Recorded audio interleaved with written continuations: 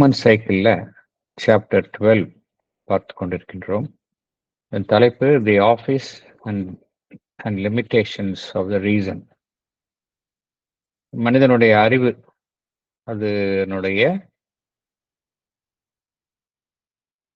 செயல்பாடுகள் எந்த ஒரு எல்லைக்குள் செயல்படுகின்றது, அந்த எல்லைக்குள் தான் அது வரைக்கும் தான் அதனால செயல்பட முடிகின்றது. அதை தாண்டி செல்வதென்றால் அது மனிதனுடைய அறிவு என்பது வேறொரு சாதனத்தை, அறிவு என்கின்ற சாதனத்திற்கு பதிலாக வேறொரு சாதனத்தின் மூலமாகத்தான் அறிவை தாண்டி இருக்கக்கூடிய விஷயங்களை அறிந்து கொள்வதற்கு ஒரு மனிதன் உபயோகப்படுத்த முடியும். இதுல என்ன பகவான் என்ன கூறுகின்றார்? போன செஷன்ல பார்த்த paragraph 7 and 8ல எவ்வாறு மனிதனுடைய அறிவே செயல்படுகின்றது, எந்த அளவுக்கு அது செல்லும், அதனுடைய செயல்பாடுகள் பார்த்தோம் அப்படின்னா அது தட்டு மாதிரி செயல்படுகின்றது. மனிதனுடைய அறிவு எப்பொழுதும் பார்த்தோம் அப்படின்னா ஷியோர் ஃபுட்டிங்ல செயல்படுறது இல்லை, தட்டு மாதிரி தான் செயல்படுகின்றது, தவறுகளை இழைக்கின்றது.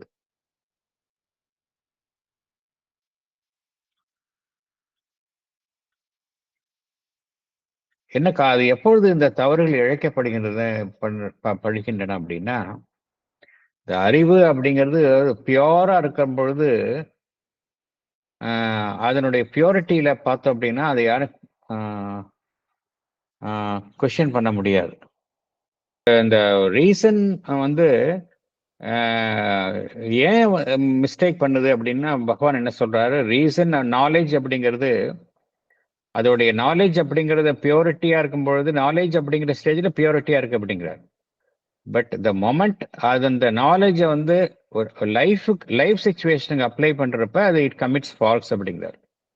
ஃபார் எக்ஸாம்பிள் சயின்டிஃபிக் நாலேஜ்லாம் நாலேஜ் அப்படிங்கிற லெவலில் இருக்கிற வரைக்கும் அது நல்லா இருக்கு, இட்ஸ் பியூரா இருக்கு. பட் அது சயின்டிஃபிக் நாலேஜை லைஃபுக்கு அப்ளை பண்ணும் பொழுது நம்பர் 1 மிஸ் அப்ளிகேஷன் பண்றாங்க, அகெயின்ஸ்ட் ஹியூமனிட்டி பண்றாங்க, அழிவுக்கும் பயன்படுத்துறாங்க, நன்மைக்கும் பயன்படுத்துறாங்க, அழிவுக்கும் பயன்படுத்துறாங்க. அதனால்தான் இது இந்த scientific knowledge is supposed to be, reason is supposed to be neutral, impartial. But the moment லைஃப்க்கு யூஸ் பண்ணும்பொழுது அது இம்பார்ஷியலா செயல்படுறது இல்லை. அது என்ன ஆயிடுது அப்படிங்கிறாரு பகவான். என்ன சொல்றாரு, அந்த ரீசன் மற்ற சக்திகளினுடைய கைப்பாவையாக மாறிவிடுகின்றது அப்படிங்கிறார். Over which reason has no control அப்படிங்கிறார். ஏன் ரீசன் ஃபெயில் ஆகுதுன்னா இதுதான் காரணம். ரீசன் ரீசனா இருக்கிற வரைக்கும் ப்ராப்ளம் இல்லை. பட் த மொமெண்ட் த ரீசன்ல வர அடையக்கூடிய உண்மைகளை நம்ம லைஃப்ல அப்ளை பண்ணும்போது இது மாதிரி மிஸ்யூஸ் நடக்கின்றது, அதனுடைய ஒரு இம்பார்ஷியாலிட்டி போயிடுது அப்படிங்கிறார். சயின்ஸை பற்றியும் பகவான் இதுதான் சொல்றார். சும்மா சயின்டிபிக் டிஸ்கவரிஸ் எல்லாம் ப்ராக்டிக்கலா மனித குலத்திற்கு உதவி உள்ளது ஒரு பக்கம். இன்னொரு பக்கம் ஒரு டேஞ்சரஸ் வெப்பன்ஸ் கிரியேட் பண்றதுக்கும் சயின்டிபிக் டிஸ்கவரிஸ் துணை போயிருக்கு. அதே போல ஆர்கனைசேஷனல் ஸ்ட்ரக்சர்ஸ் பார்த்தோம் அப்படின்னா ரீசன் அதன் மூலமா ரொம்ப எஃபிஷியன்ட் ஆர்கனைசேஷன்ஸ் உருவாகுவதற்கு அது உதவி புரிந்துள்ளது. அதே சமயம் ஒருவரை அழிப்பதற்காகவும் ஒரு அமைப்பை உருவாக்குவது என்பதற்கும் அது துணை போய் உள்ளது.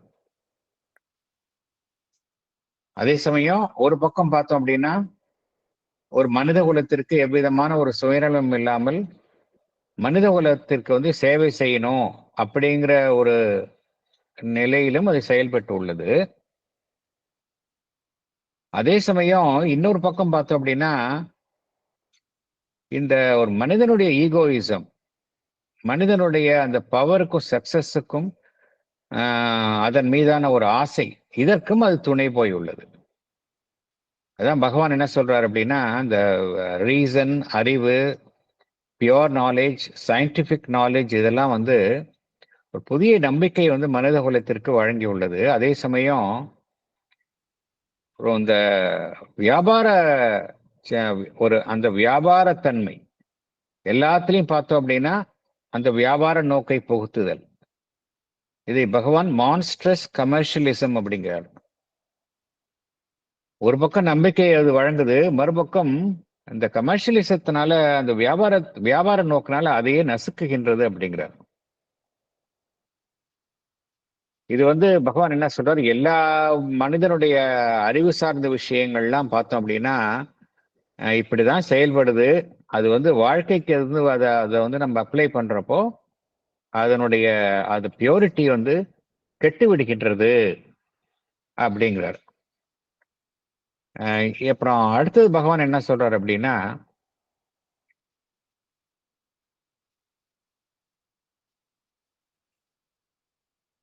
அறிவை ஒரு மனிதன் வந்து இந்த ரீசனை வைத்துக்கொண்டு எதை வேணாலும் ஜஸ்டிஃபை பண்ணலாம். அதுதான் அந்த ரீசனுடைய ஒரு பெரிய ஒரு ஒரு ஒரு பாசிட்டிவ் சைடுன்னு சொல்லலாம், ஒரு ஸ்ட்ரென்த்னு சொல்லலாம், வீக்னஸ்ன்னு சொல்லலாம்.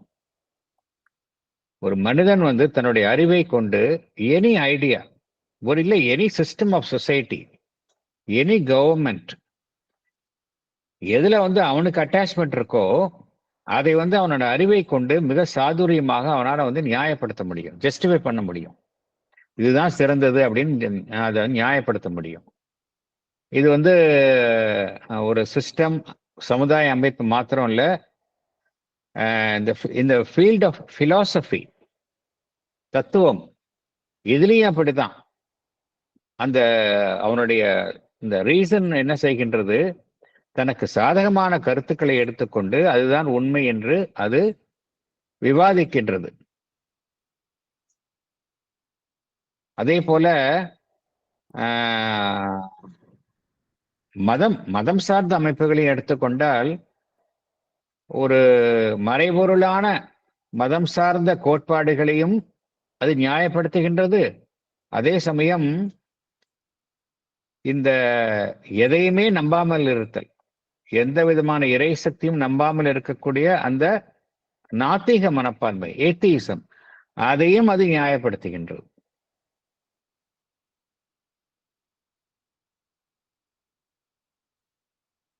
ஏதாவது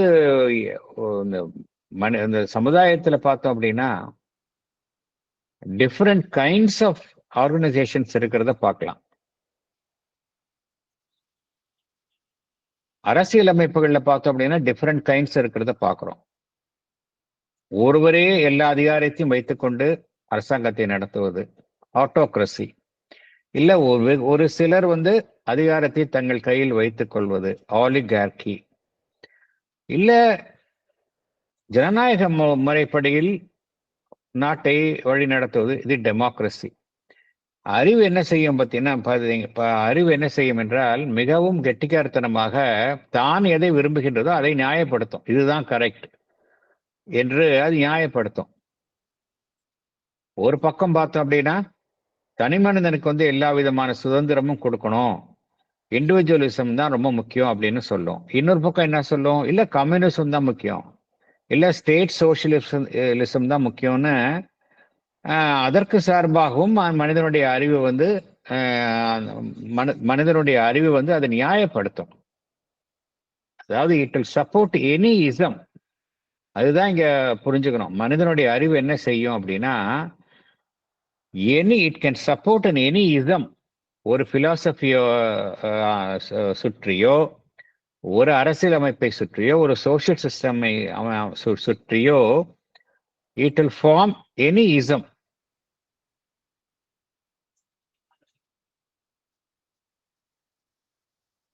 இதுல என்ன பகவான் என்ன இறுதியா என்ன சொல்றாரு அப்படின்னா, எல்லாத்தையும் உருவாக்குகின்றது மனிதனுடைய அறிவு. என்ன செய்கின்றது, அனைத்தையுமே உருவாக்குகின்றது. அதே போல பல விஷயங்களை அது வந்து ஒதுக்கி தள்ளுகின்றது. அறிவு வந்து அப்படிதான் இருக்கு. ஒரு சமயம் ஒன்றை தேர்ந்தெடுக்கின்றது, மறுசமயம் அதையே அது ஒதுக்கி தள்ளுகின்றது. இதுக்கு பகவான் கூடக்கூடிய கருத்து என்ன அப்படின்னா, இது மாதிரி அறிவு வேலை செய்வது மாதிரி நமக்கு அதாவது மேற்புறத்தில் தெரிந்தாலும், அதுக்கு பின்னால மனிதனுடைய ஆன்மனுடைய ஒரு செயல்பாடும் இருக்கின்றது. அதுதான் எவல்யூஷனரி பிரின்சிபிள்ல இது மாதிரி ட்ரையல் அண்ட் எரர், இது மாதிரி நிறைய தவறுகளை இழைத்தல், அதாவது ஒரு ஃபிக்ஸ்டா இல்லாம மாறிக்கொண்டே செல்லுதல், இதெல்லாம் மனிதனுடைய அறிவு செயல்படுவது போல மேற்புறத்தில் பார்த்தாலும், பின்னால எது இதற்கு காரணமாக இருக்கின்றது என்றால், அந்த ஸ்பிரிட் இன் மேன் அப்படிங்கிறார். இதுதான் பகவான் சொல்லக்கூடிய கருத்து. இது மாதிரி அதாவது it will equally well justify the one or the other and set up or throw down any one of them according to the spirit in man is attracted to or withdraws from it. அல்டிமேட்டா எது decide பண்ணுது அப்படிங்கிறாரு பகவான். இது மேற்புறத்துல தெரியாது, the soul within it makes a choice அப்படிங்கிறார். அப்புறம் என்ன சொல்றாரு அப்படின்னா, முக்கியமான ஒரு கருத்து, அதுதான் இந்த என்டையர் சாப்டர்னுடைய ஒரு கிரக்ஸ்ன்னு சொல்லலாம். இதை பேஸ் பண்ணி தான் நம்ம அடுத்த 2 பேராகிராஃபும் படிக்க போறோம். லாஸ்ட் பேராகிராஃப்ஸ் இதுல அடுத்த 2 அதை பார்க்க போறோம். என்ன முக்கியமான கருத்து அப்படின்னா,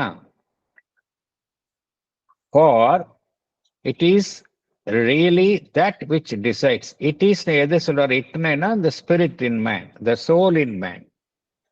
For it is really that which decides, and the reason is only a brilliant servant and minister of this veiled and secret sovereign அப்படிங்கிறார். ரொம்ப அற்புதமான ஒரு கருத்து.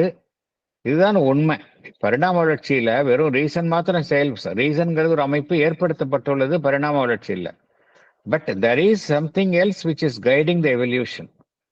அந்த எவல்யூஷன் அந்த ரீசனை இப்படிலாம் செயல்பட வைக்குது அப்படிங்கிறார். அதை புரிஞ்சுக்கணும். இது ஒரு புதிய கருத்து. ரீசனை இப்படிலாம் செயல்பட வைக்கிறது பார்த்தோம் அப்படின்னா, அதுக்கு பின்னால் இருக்கக்கூடிய அந்த ஆன்மன், அதுதான் சொல்றார். For it is really that என்ன, the soul in man, spirit in man. For it is really that which decides, and the reason is only a brilliant servant அப்படிங்கிறார். அது ஒரு மிகச்சிறந்த ஒரு சேவகன் தான் அது அறிவு. It's only a brilliant servant and minister. மினிஸ்டர்னா யாரு? கிங் யாரு? மன்னன் யாரு? அந்த உள்ள இருக்கக்கூடிய அந்த சோல் தான். It's only a brilliant servant and minister of this veiled and secret sovereign. திரை போட்டு மறைவா இருக்கக்கூடிய அந்த நமக்குள்ள இருக்கக்கூடிய அந்த உள்ள இருக்கக்கூடிய நம்மளுடைய உள் சாம்ராஜ்யத்துக்கும் அந்த மன்னனாக இருக்கக்கூடிய அந்த ஆன்மன், அதுக்கு அறிவு ஒரு பிரில்லியன்ட் சர்வெண்டா தான் வேலை செய்யுது, மினிஸ்டரா தான் மந்திரியா தான் இருக்கு. கிங் யார் அப்படின்னா நம்ம உள்ள இருக்கக்கூடிய சோல் அப்படிங்கிறார். இதுதான் கிரக்ஸ் ஆஃப் த இந்த பகவான் சொல்லக்கூடிய கருத்து. இப்போ இதை பேஸ் பண்ணி தான் நம்ம பகவான் முடிக்கிறார். இந்த சாப்டர் 9 and 10 பார்க்க போறோம். அதை முடிக்கிறார். நம்ம அதுக்குள்ளே செல்லலாம். நம்ம ஒரு நிமிஷம். இந்த சமயத்துல சுந்தர் சார் கேட்ட கேள்வி இந்த ஆரம்பத்திலே கேட்டார். போன சாப்டருக்கு முன்னாடி இந்த ரீசன் பத்தி பேச ஆரம்பிச்சப்போ கேட்டார்.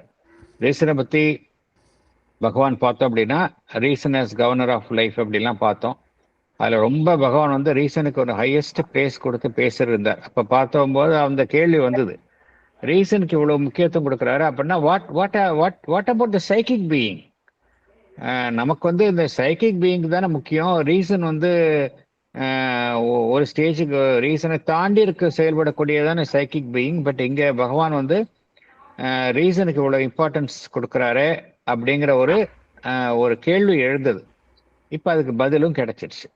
என்னதான் இதெல்லாம் பண்ணாலும் அல்டிமேட் கிங் யார் அப்படின்னா த சோல். அதுதான் நீங்க நம்ம தெரிஞ்சுக்கணும். The Human Cycle, Chapter 12, The Office and Limitations of the Reason, Paragraph 9. This truth is hidden from the rationalist because he is supported by 2 constant articles of faith.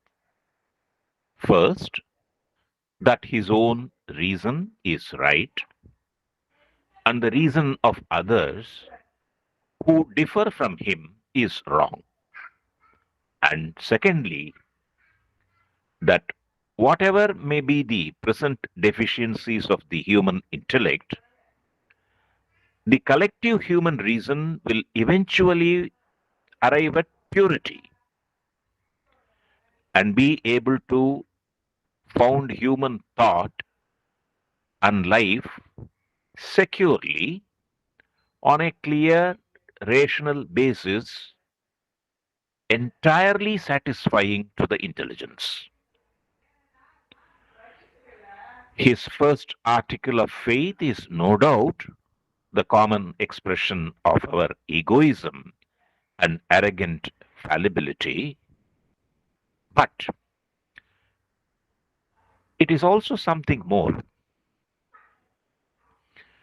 It expresses this truth that it is the legitimate function of the reason to justify to man his action and his hope and the faith that is in him, and to give him that idea and knowledge, however restricted, and that dynamic conviction, however narrow and intolerant, which he needs in order that he may live, act, and grow in the highest light available to him.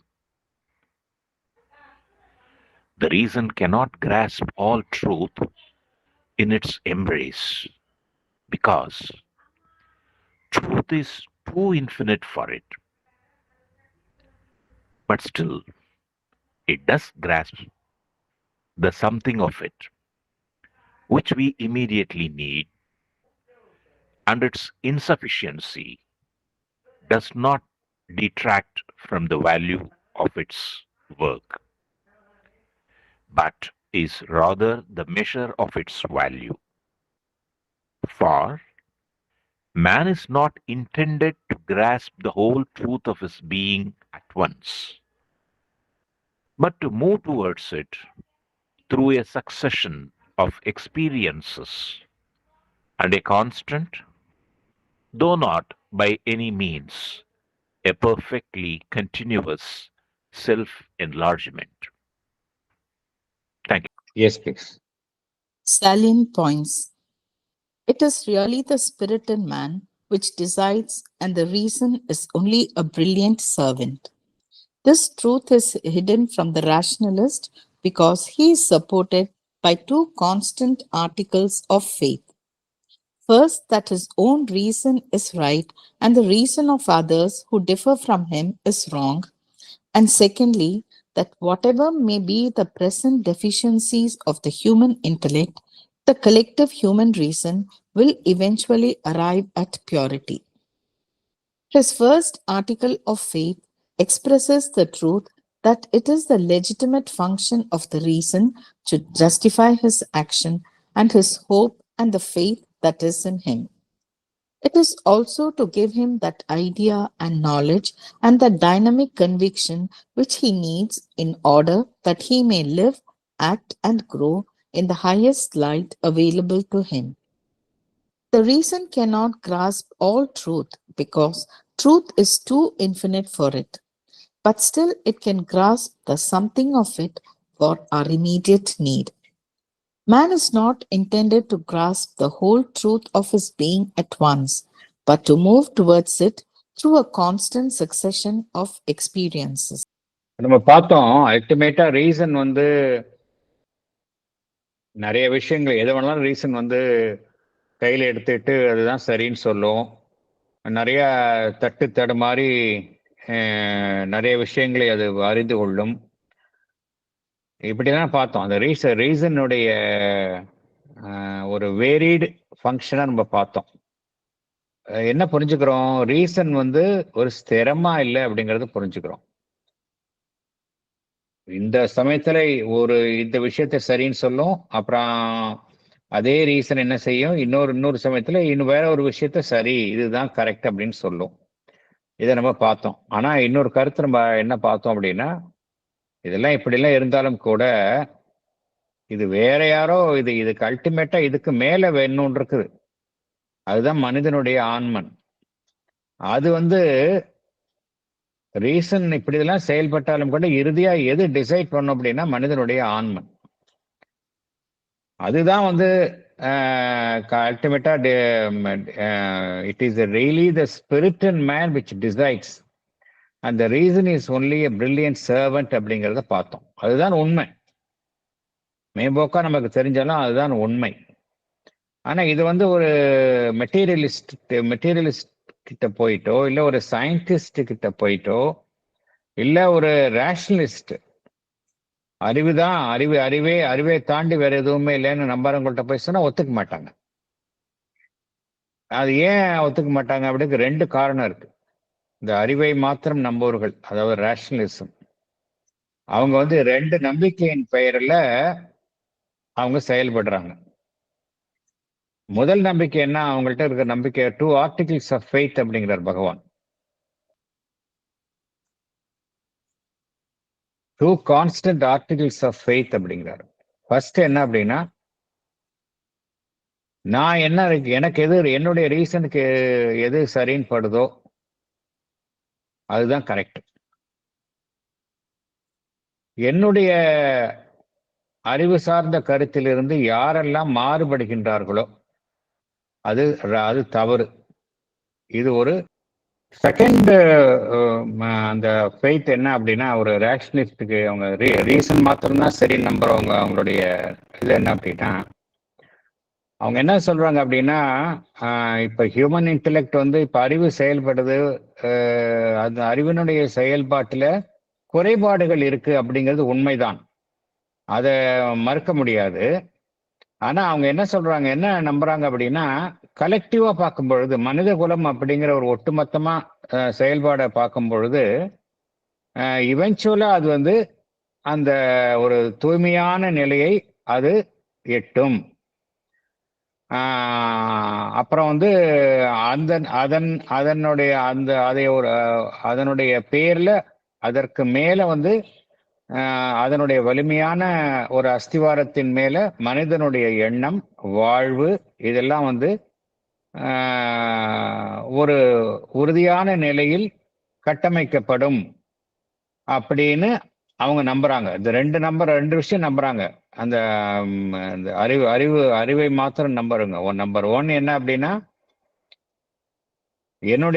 நான் தனிப்பட்ட முறையில் நான் நினைக்கிறது correct, மற்றவங்களுடைய reason இதுல என்னிடமிருந்து மாறுபடுவர்களுடைய அறிவு தவறு அப்படிங்கிற ஒரு நம்பிக்கை. ஒவ்வொருத்தருக்கும் இந்த நம்பிக்கை இருக்கு. 2வது நம்பிக்கை என்ன அப்படின்னா, என்னதான் மனிதனுடைய அறிவு குறைபாடுகளுடன் செயல்பட்டாலும் ஒட்டுமொத்த மனித குலம் அதனுடைய அறிவு, அதனுடைய செயல்பாடு அப்படின்னு எடுத்துக்கொண்டால் அது இறுதியாக ஒரு உயர்வான நிலையை, ஒரு தூய்மையான நிலையை தான் அது அடையும். அதனுடைய அடிப்படையில், அதனுடைய அஸ்திவாரத்தின் பேர்ல மனிதனுடைய எண்ணங்கள், வாழ்வு என்பது ஒரு பலமாக பொருத்தப்படும், அறிவுக்கு பொருத்தமான முறையில் பொருத்தப்படும் அப்படின்னு அவங்க நம்புறாங்க. இந்த 2 நம்பிக்கையே இருக்குது. அதனாலதான் அவங்க என்ன இந்த இதற்கு பின்னாடி ஆன்மன் செயல்படுகின்றது அப்படிங்கிறத அவங்களால புரிஞ்சுக்க முடியாது. ஆனா அந்த ஃபர்ஸ்ட் இருக்கு பாத்தீங்களா, நான் நினைக்கிறது தான் சரி, மற்றவங்க நினைக்கிறது தவறுன்னு தான் எல்லாரும் நினைக்கிறோம். இது எல்லா மனிதர்கள்ட்ட இருக்கக்கூடிய குறை என்ன அப்படின்னா, என்னுடைய அறிவு என்ன சொல்றதோ அதுதான் என்னை பொறுத்த வரைக்கும் ரைட். அதுல இருந்து மாறுபட்டு இன்னொருத்தவங்க சொன்னா அவங்க தவறுன்னு நம்ம சொல்றோம். இது எல்லா மனிதர்களும் செய்யக்கூடிய ஒரு செயல். இதுக்கு ஏன் அப்படி செய்யறாங்க எல்லாரும் அப்படின்னு பார்க்க போனா 2 விஷயம். நம்பர் 1 பார்த்தோம் அப்படின்னா ஈகோயிசம். நம்மளுடைய சிந்தனை, நாம் நினைக்கிறது தான் கரெக்ட் அப்படின்னு நினைக்கக்கூடிய அந்த ஈகோயிசம், தன்முனைப்பு, அதுதான் காரணம் அப்படிங்கிறார். 2வது, தவறு செய்யறோம் அப்படின்னு தவறு செய்யறோம். தவறு செய்யறதே நம்ம அறியாமல் இருத்தல். எப்படின்னா, தவறு செய்யறோம், இருந்தாலும் நான் தவறே செய்ய மாட்டேன் அப்படின்னு ஒரு வீராப்பா இருக்காது. இதைத்தான் பகவான் ஆரகண்ட் ஃபாலபிலிட்டி அப்படிங்கிறார். அரகண்ட் ஃபாலபிலிட்டின்னு என்ன அர்த்தம்? ஃபாலபிள் என்ன அர்த்தம்? தவறு செய்யறது. அரகண்ட் ஃபாலபிலிட்டின்னா தவறையும் செஞ்சுட்டு அதுதான் சரின்னு நியாயப்படுத்துறது. அதுதான் அரகண்ட் ஃபாலபிலிட்டி. இதுதான் நிறைய பேர் செய்யறாங்க. தவறையும் செய்வாங்க, தவறை செஞ்சுட்டு அது அரகண்டா இருப்பாங்க. இது நான் செஞ்சதுதான் சரின்னு சொல்லுவாங்க. இந்த ரெண்டு விஷயம் தான் அப்படிங்கிறார். இதுதான் எதுக்கு காரணமா இருக்கு? என்னுடைய எண்ணங்கள், என்னுடைய ரீசன் தான் கரெக்ட், மற்றவர்களுடைய ரீசன் வந்து மாறுபட்டா அது தவறு அப்படிங்கிறதுக்கு இதுதான் காரணம். இந்த ஒரு மனப்போக்கு தான் காரணம் அப்படிங்கிறார். அப்புறம் பகவான் சொல்றாரு, இது வந்து ஒரு அடிப்படை காரணமாக இருக்கலாம், ஆனா இதுக்கு மேலேயே இன்னொரு காரணம் இருக்கு அப்படிங்கிறார். It is also something more. அது என்ன ஒரு அடிப்படையில ஒரு காரணம் இருக்கு அப்படின்னா,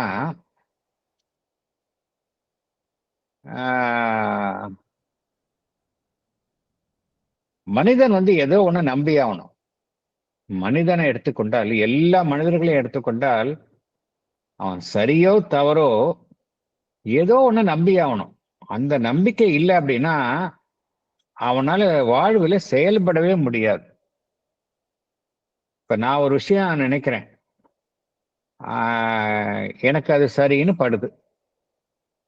உண்மையிலேயே அது சரியா தவறா அப்படிங்கிறது நான் எந்த மனிதனாலும் சொல்ல முடியாது. எல்லா மனிதனுமே வந்து ஒரு தனக்கு சரி அப்படிங்கிற விஷயத்தை வச்சுதான் லைஃப்ல டிசிஷன்ஸ் எடுக்கிறோம். நம்ம எல்லாருமே அப்படிதான் டிசிஷன்ஸ் எடுக்கிறோம். ஆனா உண்மையிலேயே அது சரியான டிசிஷனா இல்லையா அப்படிங்கிறது யாருக்குமே தெரியாது. அந்த சமயத்துல என்ன என்னுடைய அறிவு எதுன்னு சரின்னு சொல்லுதோ அதன் அடிப்படையில் டிசிஷன் எடுக்கிறோம். அதுக்கப்புறம் கொஞ்ச நாள் கழிச்சு சரியோ தவறோ திருத்திக்கிறோம், அப்புறம் வேற ஒரு டிசிஷன் எடுக்கிறோம். இப்படிதான் நம்ம வாழ்க்கை போயிட்டு இருக்கு. அறிவை வந்து துணையாக வைத்துக் கொண்டுதான் நம்ம வாழ்க்கையை நடத்தி கொண்டிருக்கிறோம். அப்பனா எதை நம்புறோம்? நம்ம அறிவை நம்பிதானே ஆக வேண்டியிருக்கு. அது தப்போ சரியோ அறிவை நம்பிதானே ஆக வேண்டியிருக்கு. அப்பனா அறிவு அப்படிங்கிற ஒரு சாதனம் நமக்கு தேவைப்படத்தானே வேண்டி இருக்கின்றது. அதுதான் பகவான் சொல்றாரு. சப்போஸ் இது கூட இல்லை அப்படின்னா மனுஷனுக்கு வந்து எதையும் நம்பி செயல்படுறது அப்படிங்கிறது அவனுக்கு தெரியாம போயிடும், கஷ்டப்படுவான் அப்படிங்கிறார். பாருங்க பகவான் படிக்கிறது, அதாவது முதல் மேலோட்டமா பார்த்தா அது வந்து ஈகோயிஸ்டிக்கா இருக்கும். நான் நினைக்கிறதுதான் சரி, மற்றவங்க நினைக்கிறது தப்பு, நான் தவறே செய்ய மாட்டேன் அப்படின்னு நினைக்கிறது ஈகோயிஸ்டிக்கா இருக்கும் மேலோட்டமா பார்த்தேன். ஆனா அதுக்கு மேலேயும் ஒரு காரணம் இருக்கு. ஏன் மனிதன் வந்து தன்னுடைய அறிவை வந்து கெட்டியா பிடித்துக் கொள்கின்றான் அப்படிங்கிறதுக்கு வேறொரு காரணமும் இருக்கு. அது என்ன காரணம் அப்படின்னா பகவான் சொல்றாரு இங்க. கொஞ்சம் ஆழமான கருத்து தான், புரிஞ்சுக்கலாம். அது ஒன்றும் பெரிய விஷயம் இல்லை. அதுக்கு பின்னாடி ஒரு உண்மை இருக்கு அப்படிங்கிறார். It expresses this truth. என்ன உண்மை அது? That it is a legitimate function of the reason to justify to man his action, his hope and the faith that is in him. இது இப்போ அறிவு அப்படிங்கிற ஒரு விஷயம் இருக்கிறதுனாலதான் நான் எந்த செயல்பாட்டை செஞ்சாலும் அதை என்னால் நியாயப்படுத்த முடியுது. எனக்கு வாழ்வின் மீது நம்பிக்கை எதனால இருக்கு அப்படின்னா, எனக்கு நம்பிக்கை எது கொடுக்கின்றது? என்னுடைய அறிவு கொடுக்கின்றது. நாளைக்கு இதை செய்ய போறேன், இந்த காரியத்தை செய்ய போறேன், என்னால இதை செய்ய முடியும் அப்படிங்கிற ஒரு பாசிட்டிவ் இதை எதெல்லாம் கொடுக்குது? என்னுடைய அறிவு கொடுக்குது. அதே போல என்னுடைய செயல்பாடை நான் செயல்படும் பொழுது என்னுடைய அறிவு வழி நடத்துது அப்படிங்கிறத எனக்கு ஒரு கான்ஃபிடன்ஸ் எது கொடுக்குது? என்னோட அறிவு தான் கொடுக்குது.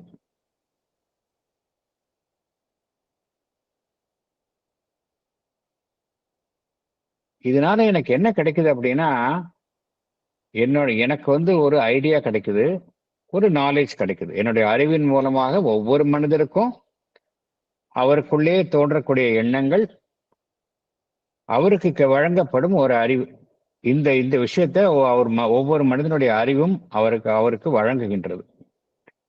அது வந்து நம்ம ஏற்கனவே பார்த்தோம், அந்த அறிவு வந்து துல்லியமா இருக்குமா, எல்லா விஷயங்களையும் உள்ள வாங்கிக்கிட்டு அப்பழுக்கற்ற அறிவா இருக்கான்னா இருக்காது. அதுதான் சொல்றாரு. however restricted இருந்தாலும் அது வந்து ஒரு ரெஸ்ட்ரிக்டட் அறிவா இருந்தாலும் அது அவனுக்கு ஒவ்வொரு மனிதனுக்கும் யூஸ்ஃபுல்லா இருக்கு. இது ஒரு விஷயம். ரெண்டாவது 2 விஷயம் இருக்குல்ல. ஒண்ணு வந்து இது மாதிரி அவனுக்கு அறிவு அப்படிங்கிறது நம்பிதான் அவன் செயல்படுறான் ஒவ்வொரு மனிதனும். 2வது பார்த்தோம் அப்படின்னா இது ஒவ்வொரு மனிதனுக்கும் ஒரு கன்விக்ஷன் இருக்கு. டைனமிக் கன்விக்ஷன் அப்படிங்கிறாரு. அதாவது டைனமிக் கன்விக்ஷன் என்ன அர்த்தம்? செயல்படுவதில் நமக்கு இருக்கக்கூடிய ஒரு ஃபர்ம் கன்விக்ஷன், டைனமிக் கன்விக்ஷன். அந்த கன்விக்ஷன் வந்து குறுகியதாக கூட இருக்கலாம், ஒரு சகிப்புத்தன்மை இல்லாத நிலையிலும் கூட இருக்கலாம், நேரோ அண்ட் இன்டலரண்ட். ஆனா அது தேவைப்படுகின்றது, which he needs in order that. எதுக்கு அவனுக்கு இந்த கன்விக்ஷன் தேவைப்படுது அப்படின்னா, அவனுடைய வாழ்க்கையை வாழ்வதற்கும் வாழ்வில் செயல்படுவதற்கும் அவனுடைய வாழ்வில் அவன் முன்னேறுவதற்கும் அவனுக்கு வந்து தற்பொழுது கிடைத்துள்ள ஒரு உயர்ந்தபட்ச வெளிச்சம் எது அப்படின்னா அவனுடைய அறிவு. கூடியும் என்ன புரிஞ்சுக்கிறோம் அப்படின்னா, அறிவு அப்படிங்கிறது நம்பர் 1 பார்த்தோம் அப்படின்னா அதுல நிறைய குறைகள் இருக்கு, நிறைய டிராபேக்ஸ் இருக்கு. இருந்தாலும் இந்த ஒரு மனிதனுடைய நடைமுறை வாழ்க்கையில அவனை வந்து கையை பிடிச்சு அழைச்சிட்டு போறதுக்கு அறிவு அப்படிங்கிறது ரொம்ப யூஸ்ஃபுல்லா இருக்குது. அதை நம்ம மறுக்கவே முடியாது. இந்த காரணத்தினாலதான் வந்து அந்த அறிவை மாத்திரமே நம்பக்கூடிய இந்த ரேஷனலிஸ்ட் வந்து அவங்களுக்கு இந்த அறிவுக்கு பின்னால வந்து ஒரு ஆன்மன் செயல்படுகின்றது, அதுதான் வழி நடத்துகின்றது அப்படிங்கிறது அவங்க வந்து அந்த கருத்தை வந்து ஏற்றிருக்க மாட்டாங்க. அவங்கள பொறுத்த வரைக்கும் மனிதனுடைய அவங்க என்ன நம்புறாங்க அப்படின்னா, மனிதனை வந்து சாதாரண வாழ்வில் நடத்தக்கூடியது, டே டு டே லைஃப்ல அவனை கையை பிடிச்சி அழைச்சிட்டு போறது அறிவுதான். ஒரு ரோடை கிராஸ் பண்ணனா கூட நம்ம வந்து இந்த பக்கம் அந்த பக்கம் பார்த்து போறோம். ஓ, இந்த பஸ் மெதுவா வருது, இது நம்மள ஒண்ணு பண்ணாது, இதை கிராஸ் பண்ணிடலாம். இல்லை இந்த கார் வேகமா வருது அதனால நம்ம கிராஸ் பண்ணக்கூடாதுன்னு நம்ம அந்த ரீசனை தான் அப்ளை பண்றோம் இல்லையா? ஸோ நம்புறோம், அங்க அந்த இடத்துல நம்புறோம். ஓகே, நம்ம ஜட்ஜ் பண்றோம், இதுதான் கரெக்டா நம்புறோம். அதுக்கு ரீசன் ஹெல்ப்ஃபுல்லா இருக்கு அப்படிங்கிறார் பகவான். அப்புறம் இன்னொரு என்ன விஷயம் சொல்றாரு அப்படின்னா, அப்படி அறிவு செயல்படுகின்றதே, அந்த அறிவினால வந்து உண்மையினுடைய ஒட்டுமொத்த உண்மையையும் முழு பரிணாமத்தையும் அதனால வந்து அடைய முடியுமா அப்படின்னா அதனால முடியாது. Reason cannot grasp all truth in its embrace அப்படிங்கிறார். ஏன் அப்படின்னா ட்ரூத் வந்து இன்ஃபினிட், மனிதனுடைய அறிவு அப்படிங்கிறது ஒரு ஃபைனைட் ஆப்ஜெக்ட். ஏன்னா it functions within the mind. அதனால உண்மையினுடைய ஒட்டுமொத்த பரிணாமத்தையும் மனிதனுடைய அறிவினால தன்னால வசப்படுத்த முடியாது. ஆனா ஏதோ ஒன்றை அது பெற்றுக்கொள்கின்றது. It still does grasp the something of it which we immediately need. இல்லையா? இந்த நிமிஷம் எனக்கு என்ன தேவையோ அது நமக்கு அறிவு தானே வழங்குகின்றது. உடம்பு சரியில்லை அப்படின்னா, ஓ உடம்பு சரியில்லை, இந்த இந்த இந்த வியாதியா இருக்கலாம், இதுக்கு இந்த டாக்டர்கிட்ட போனா நம்மளுக்கு சரியான ஒரு ட்ரீட்மெண்ட் கிடைக்கும் அப்படிங்கிறது எது நமக்கு சொல்லுது? நோ டவுட் நம்மளுடைய அறிவு தான். அதுதான் பகவான் சொல்றார். But still it does grasp the something of it which we immediately need. அப்புறம் அப்படிப்பட்ட அத்தகைய செயல்பாடுகளை கொண்ட அறிவினுடைய செயல்பாடு போதுமானதாக இருக்கின்றதா என்றால் இல்லை, அதுவும் இன்சஃபிஷியண்டா தான் இருக்கு. மனிதனுடைய அறிவு இன்சஃபிஷியண்டா தான் செயல்படுது. அதுக்காக வந்து அதனுடைய செயல்பாட்டை நம்ம குறைத்து மதிப்பிடலாமா என்றால் அதுவும் கூடாது. அதைத்தான் பகவான் சொல்றார். Its insufficiency does not detract from the value of its work, but is rather the measure of its value. அதாவது என்ன புரிஞ்சுக்கணும் அப்படின்னா, அறிவு வந்து அதை செயல்படுற எல்லை வரைக்கும் அது தேவைதான். ஆனா அது ஒரு எல்லைக்குள்ள செயல்படும், அதை புரிஞ்சுக்கணும். எனக்கு வந்து ஒரு விஷயத்தை பத்தி தெரிஞ்சுக்கணும் அப்படின்னா, நான் வந்து அதை பத்தி நல்லா தெரிஞ்ச ஒருத்தர்கிட்ட அவருக்கு தெரியும் அப்படிங்கிற ஒரு நம்பிக்கையில போய் நான் கேட்கிறேன், அவர் எனக்கு சொல்றாரு, நான் உள்ள வாங்கிக்கிறேன். அந்த அளவுக்கு எனக்கு அறிவு யூஸ்ஃபுல்லா இருக்கு, அந்த அளவுக்கு அவருடைய அறிவு யூஸ்ஃபுல்லா இருக்கு. ஆனா சொல்லக்கூடிய விஷயங்களுடைய ஒட்டுமொத்த முழு பரிமாணத்தையும் அவரால சொல்ல முடியுதா, இல்ல அவர் சொல்லக்கூடிய விஷயத்தை என்னால உள்ள வாங்கிக்க முடியுதா இல்லையானா இருக்காது. அதுதான் அது இந்த இன்சஃபிஷியன்சி. இல்லாத ஒரு காரணத்துக்காக நான் பெற்றுக்கொண்டக்கூடிய விஷயத்தையும் அந்த அந்த அந்த ஒட்டுமொத்த செயல்பாட்டையும் நம்மளால குறைத்து மதிப்பிட முடியாது. என்ன புரிஞ்சுக்கிறோம் அப்படின்னா, ஓகே, அந்த இடத்துல வந்து ஒரு குறைந்த அளவுல அதுக்கு நம்முடைய எல்லைக்குட்பட்ட அளவுல அறிவின் துணை கொண்டு ஒரு விஷயத்தை நாம் அறிந்து கொள்கின்றோம். வாழ்க்கையில நம்ம அதை பயன்படுத்துகின்றோம். அதைத்தான் இங்க கூறுகின்றார். Insufficiency does not detract from the value of its worth, but is rather the measure of its value அப்படிங்கிறார். மனிதனை எடுத்துக்கொண்டால், அப்புறம் புரிஞ்சுக்கணும், மனிதனை எடுத்துக்கொண்டால் எல்லா விஷயத்தையும் வந்து அட் ஒன்ஸ் கம்ப்ளீட்டா பிரபஞ்சம் குறித்த ஞானம் ஃபுல்லா அவனுக்கு வந்துருச்சு அப்படின்னா, அவன் வந்து எல்லாருமே சூப்பர்மெண்டல் பீயிங்ஸ் ஆயிடுவாங்க, எல்லாருமே டிவைன் பீயிங்ஸா ஆயிடுவாங்க இல்லையா? நமக்கு மனிதன் வந்து அந்த அளவுக்கு தயாராக இல்லை. மனிதன் வந்து உண்மையினுடைய ஒட்டுமொத்த உண்மையையும் உள்ளே வாங்கிக் கொள்வதற்கு அவன் தயார் நிலையில் இல்லை. அதுக்காக அவன் தயார் செய்யப்பட்டவன் அல்ல. Man is not intended to grasp the whole truth of his being at once. உடனே முடியாது. பரிணாம வளர்ச்சியில வேணா மெல்ல மெல்ல மெல்ல மெல்ல ஏறி அது பண்ண முடியும் ஒழிய, எல்லா உண்மையும் ஒரே சமயத்தில் அறிந்து கொள்ளக்கூடிய அந்த நோக்கம், பரிணாம வளர்ச்சியினுடைய நோக்கம் அதுவல்ல அப்படிங்கிறார். அப்படின்னா என்ன அர்த்தம் அப்படின்னா, மெல்ல மெல்ல தான் ஒருவர் அந்த நிலையை எட்ட முடியும். But to move towards it through a succession of experiences, தொடர்ச்சியாக ஒரு மனிதன் எதிர்கொள்ளும் அனுபவங்கள், and a constant though not by any means a perfectly continuous self enlargement. ஒவ்வொரு மனிதனும் என்ன செய்யறான், பிறந்ததுல இருந்து புதுசா விஷயங்களை கத்துக்கொண்டே இருக்கிறான், தன்னை விரிவுபடுத்திக் கொண்டே இருக்கின்றான். அது வந்து ஒரு மனிதன் பிறப்பிலிருந்து இறக்கும் வரை எல்லா மனிதர்களும் தொடர்ந்து செய்து கொண்டிருக்கின்றார்கள். இதை வந்து எப்படின்னா, தொடர்ந்து எல்லாருமே அந்த சுய விரிவாக்கம், அதைத்தான் பகவான் செல்ஃப் என்லார்ஜ்மெண்ட் அப்படிங்கிறார். இதை வந்து தொடர்ச்சியாக வரும் அனுபவங்களின் மூலமாக ஒவ்வொரு மனிதர்களும் செய்து கொண்டே இருக்கின்றார்கள். அது வந்து பெர்ஃபெக்டா இல்லாம இருக்கலாம், ஆனா செய்து கொண்டே இருக்கின்றார்கள்.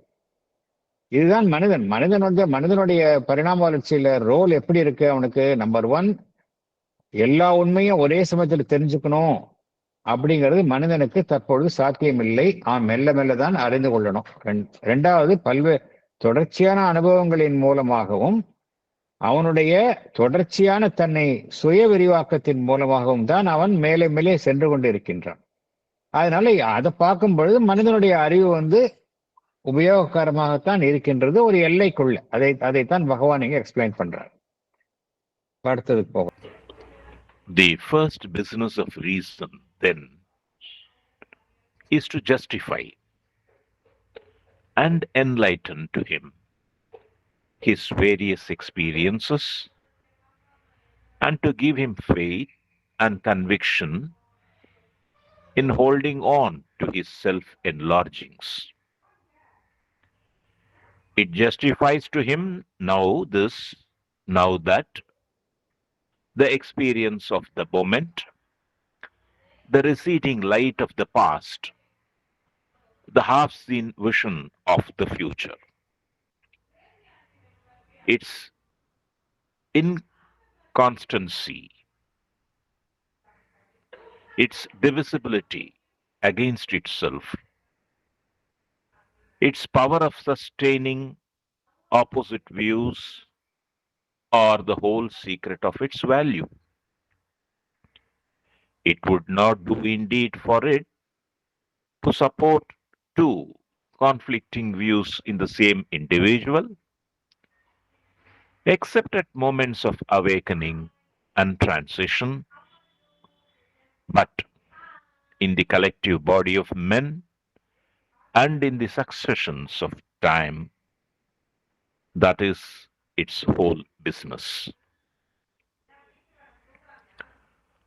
For so, man moves towards the infinity of the truth by the experience of its variety.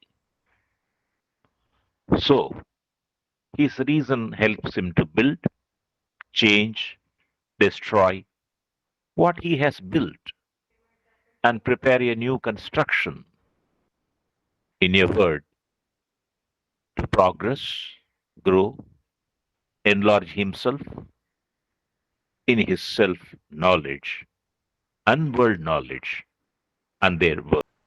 The first business of reason is to justify and enlighten to him his various experiences and to give him faith and conviction in holding on to his self enlargings.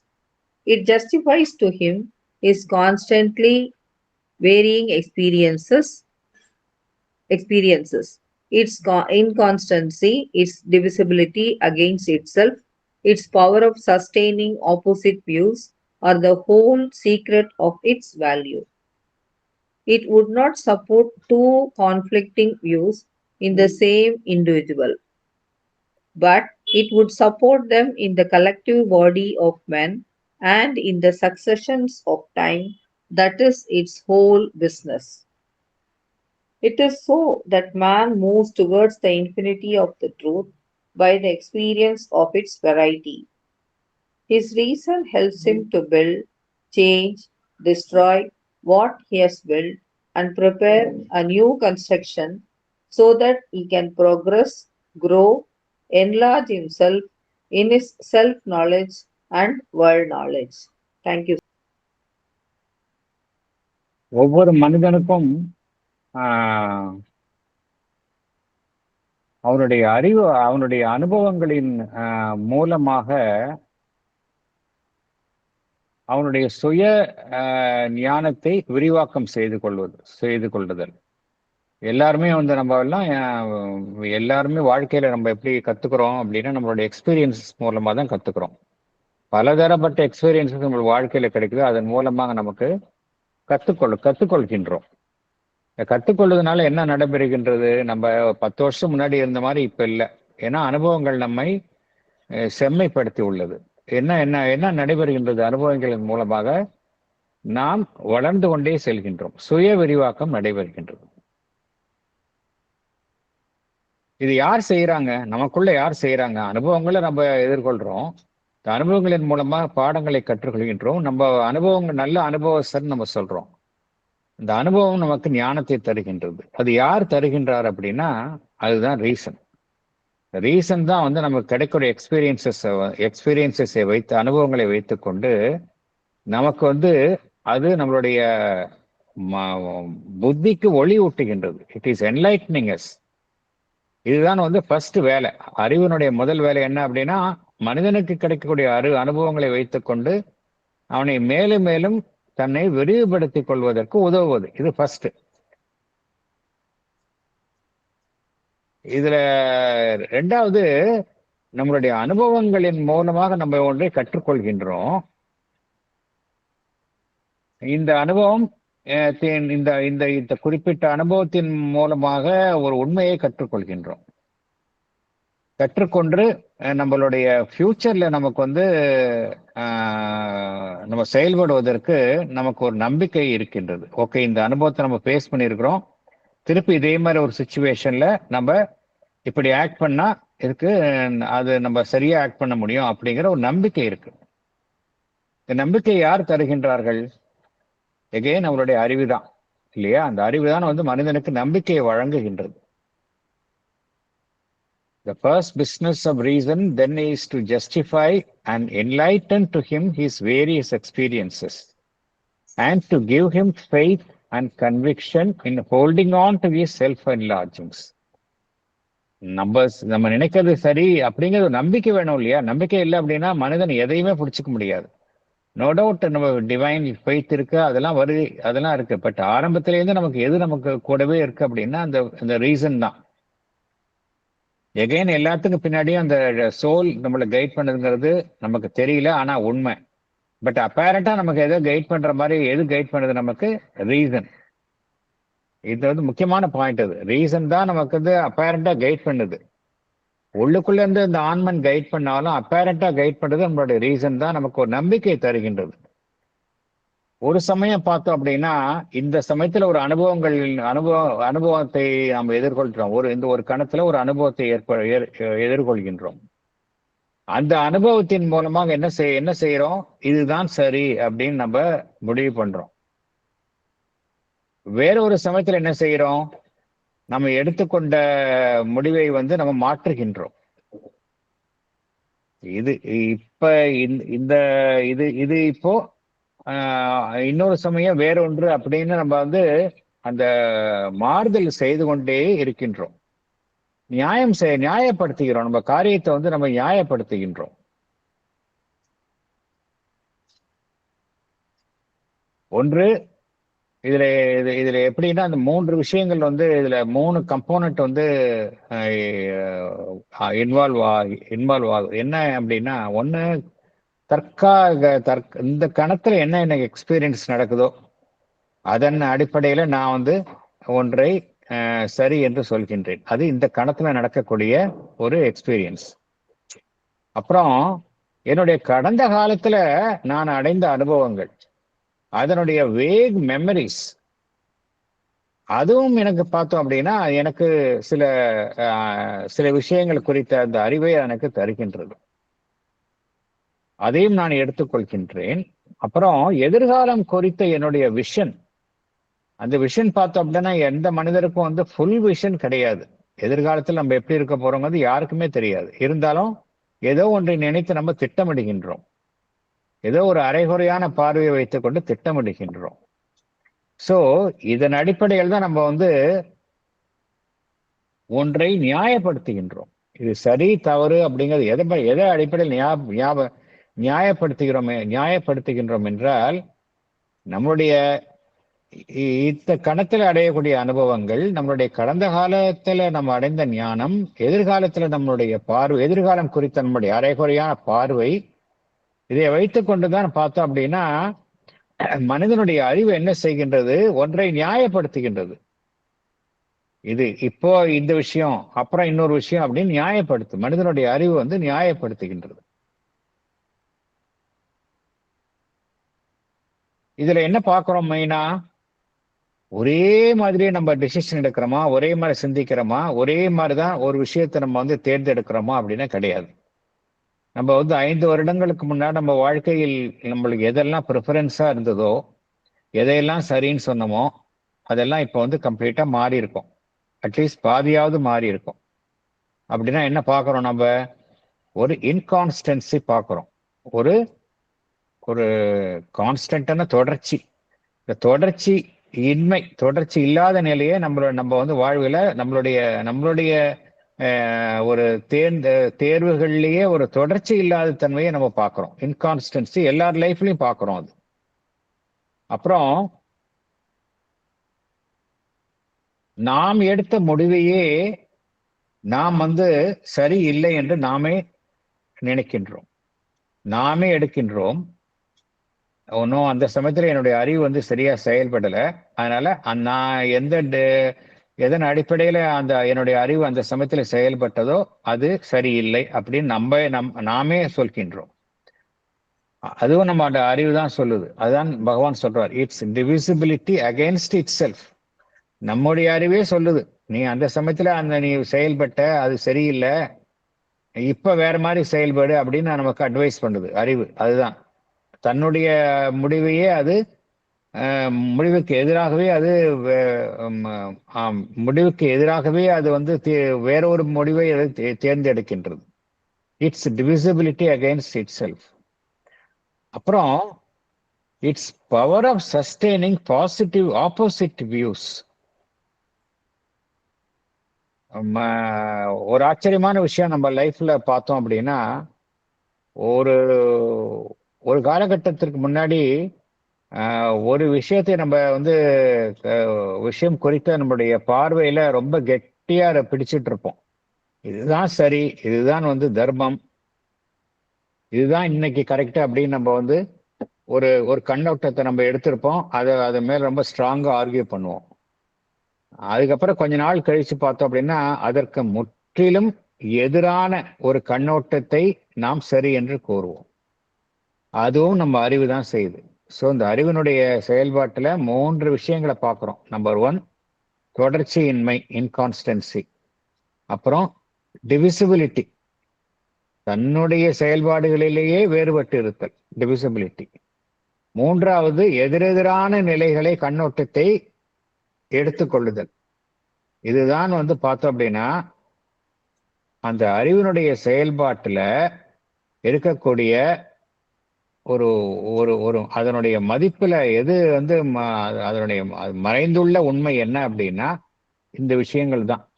It's inconstancy, its divisibility against itself, its power of sustaining opposite views are the whole secret of its value. இப்படி இருக்கிறதுனாலதான் அந்த அறிவுக்கு மதிப்பு கூடுகின்றது என்று பகவான் குறிப்பிடுகின்றார். அறிவினுடைய விசேஷம் என்ன அப்படின்னா இதெல்லாம் தான் அறிவுக்கு ஒரு மதிப்பை கூட்டுகின்றது அப்படிங்கிறார்.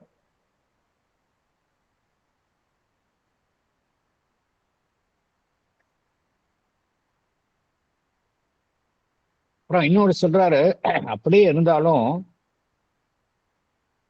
ஒரு தனி மனிதனை எடுத்துக்கொண்டால் அது மிகவும் முரண்பாட்ட கண்ணோட்டத்தை எடுக்காது அப்படிங்கிறார். ஒரு தனி மனிதனுக்குள்ளேயே ஒரு மிகவும் முரண்பட்ட கண்ணோட்டத்தை அறிவு ஜென்ரலா எடுக்காது அப்படின்னு சொல்றார். முரண்பாடு இருக்கும், ஒரு முற்றிலும் முரண்பட்ட கண்ணோட்டத்தை அது எடுக்காது அப்படிங்கிறார்.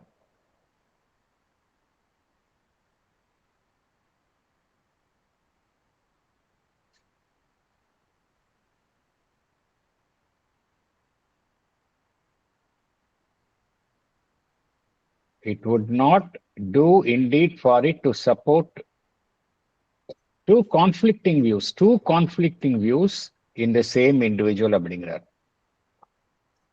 கம்ப்ளீட்டா முரண்பாட்ட நிலை அந்த அளவுக்கு எக்ஸ்ட்ரீமா எடுக்காது அப்படிங்கிறார். இதுக்கு சில விதி விலக்குகளும் உண்டு. ஒருத்தருக்கு ஒரு கம்ப்ளீட்டா ஸ்பிரிச்சுவல் அவேக்கனிங் வருது, ஒரு ஆர்டினரி லைஃப்ல இருந்து அந்த ரிவர்சல் ஆஃப் கான்சியஸ்னஸ் ஆன்மீக வாழ்விற்கு அவர் பக்கம் திரும்புகிறார் அப்படின்னா நேச்சுரலி பார்த்தோம் அப்படின்னா அந்த இடத்துல அவர் அவருடைய ப்ரீவியஸ் லைஃப் வேற மாதிரி இருக்கும், அப்புறம் இந்த லைஃப் வேற மாதிரி இருக்கும். அப்பதான் அந்த கான்ஃபிளிக்ட் கம்ப்ளீட்டா இருக்கும். சாதாரண மனிதனுக்கு அது மாதிரி இருக்காது. சாதாரண மனிதனுக்கு இந்த டூ கான்ஃபிளிக்டிங் வியூஸ், மிகவும் முரண்பட்ட கருத்துக்கள் ஒரு மனிதனிடத்துல தோன்றாது அப்படிங்கிறார். ஆனால் ஒரு மனித குலம் அப்படிங்கிற ஒரு ஒட்டுமொத்த அமைப்பை எடுத்துக்கொண்டால் இருக்கும் அப்படிங்கிறார். இது மாதிரி அந்த கான்ஃபிளிக்டிங் வியூஸ் மனித குலம் அப்படிங்கிற ஒரு collective body of men and in the succession of time, that is its whole business இல்லையா? ஒரு ஒட்டுமொத்த அமைப்பை எடுத்துக்கொண்டால் இப்ப பார்த்தோம் அப்படின்னா ஒரு 200 வருஷத்துக்கு முன்னாடி மன்னராட்சி தான் இந்தியாவிலே எடுத்துக்கலாம். ஒரு 200 இயர்ஸ் பேக் எது ரொம்ப ப்ராமினெண்டா இருந்தது? நிறைய சமஸ்தானங்கள் மன்னராட்சி தான். மன்னர் தான் ஒரு கடவுளாக கருதப்பட்டார். அவர் சொல்ல யாரும் மீற மாட்டாங்க. அப்ப மனிதனுடைய அறிவு அதுதான் சரி என்று சொன்னது. ஒரு ஒட்டுமொத்த மனித சமுதாயத்தினுடைய பார்வையில பார்த்தோம் அப்படின்னா அதுதான் சரி என்று சொல்லுது. இப்ப என்ன சொல்லுது? இப்ப ஜனநாயகம் தான் சரி, மன்னராட்சி சரியில்லை அப்படின்னு ஒட்டுமொத்த நிலையில சொல்றோம். இங்க எப்படி இருக்கு? கம்ப்ளீட்டா கான்ஃபிளிக்டிங்கா இருக்குது. அது சாத்தியம். மனித குலம் அப்படிங்கிற அமைப்பை எடுத்துக்கொண்டால் அந்த எக்ஸ்ட்ரீம் கான்ஃபிளிக்ட் சாத்தியம். ஒரு தனி மனிதன் அப்படிங்கிற நிலையில எடுத்துக்கொண்டால் மாறுபாடு இருக்கும், ஆனா எக்ஸ்ட்ரீம் கான்ஃபிளிக்ட் இருக்காது, எக்ஸப்ட் இன் ரேர் கேசஸ் அப்படிங்கிறார். இப்படிதான் அறிவு செயல்படுகின்றது அப்படிங்கிறார். மனிதனை எடுத்துக்கொண்டால் அவன் அவனுடைய பரிணாமத்துல அவன் மெல்ல மெல்ல மெல்ல பயணிக்கின்றான். அனுபவங்களை தொடர்ந்து எதிர்கொள்கின்றான். அந்த உண்மையை நோக்கிதான் எல்லாரும் பயணிக்கின்றோம். உண்மையை முழு உண்மையை யாருமே அடையல. அந்த infinity of the truth infinite. அதை அதை நோக்கித்தான் நம்ம பல்வேறு அனுபவங்களின் மூலமாக பயணித்து கொண்டு இருக்கின்றோம். இதுக்கு மனிதனுடைய அறிவு உதவுகின்றது அப்படிங்கிறார். His reason helps him to build, change, destroy what he has built and prepare a new construction அப்படிங்கிறார். ஒரு மனிதனுடைய அறிவு எதுக்கு உதவுகின்றது? புதுசா ஒன்றை தன்னுடைய புதிய ஒரு எண்ணங்களையோ ஒரு கோட்பாடுகளையோ உருவாக்குவதற்கு மனிதனுடைய அறிவு உதவுகின்றது. அப்புறம் அதே எண்ணங்களை மனிதன் என்ன செய்கின்றான்? மாற்றி அமைக்கின்றான். இன்னும் அடுத்த ஸ்டெப் என்ன செய்கின்றான்? அதையே முற்றிலுமாக நிராகரிக்கின்றான். தான் எதை உருவாக்கினானோ அதையே மனிதன் நிராகரிக்கின்றான். இதுக்கெல்லாம் எது உதவுகின்றது என்றால் மனிதனுடைய அறிவுதான் உதவுகின்றது. His reason helps him to build, change, destroy what he has built and prepare a new construction. ஒரு புதியதாக ஒரு அமைப்பை அவன் புதிய எண்ணத்தையோ புதிய கோட்பாடுகளையோ புதிய கருத்துக்களையோ தன்னுள்ள மனிதன் உருவாக்குகின்றான். இதனால என்ன நடைபெறுகின்றது அப்படின்னா, மனிதன் ஒரு தேக்க நிலையில் இல்லாமல் எப்பொழுதுமே முன்னேறி கொண்டிருக்கின்றான். அந்த சுய விரிவாக்கம், செல்ஃப் என்லார்ஜ்மெண்ட் பார்த்தோம் இல்லையா, அது தொடர்ந்து மனிதனுக்குள்ளேயே நடைபெற்று கொண்டிருக்கின்றது. மனிதன் முன்னேறுகின்றான், வளருகின்றான், தன்னை விரிவுபடுத்திக் கொள்கின்றான். தன்னுடைய ஞானம் குறித்தும் அவன் விரிவடைகின்றான், உலக ஞானம் குறித்தும் விரிவடைகின்றான். அதனால இந்த மனிதனுடைய அறிவு அதுல நிறைய தடுமாற்றங்கள் இருக்கு. அதுல ஒரு தொடர்ச்சியின்மை இருக்கு. இதெல்லாம் இருந்தாலும் கூட இதன் மூலமாக மனிதன் அடுத்த நிலையில் செல்வதற்கு, முன்னேறுவதற்கு மனிதனுடைய அறிவு அவனுக்கு உதவி புரிகின்றது. அந்த கருத்தை தான் பகவான் இங்கே சொல்றார். Paragraph 10.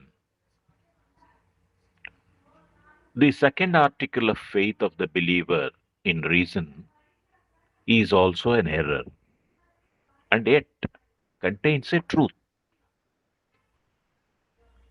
The reason cannot arrive at any final truth because it can neither get to the root of things nor embrace the totality of their secrets. It deals with the finite, the separate, the limited aggregate, and has no measure for the all and the infinite. Nor can reason found a perfect life for man or a perfect society.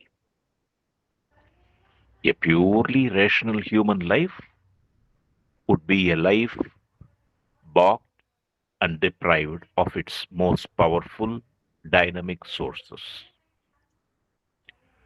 It would be a substitution of the minister for the sovereign.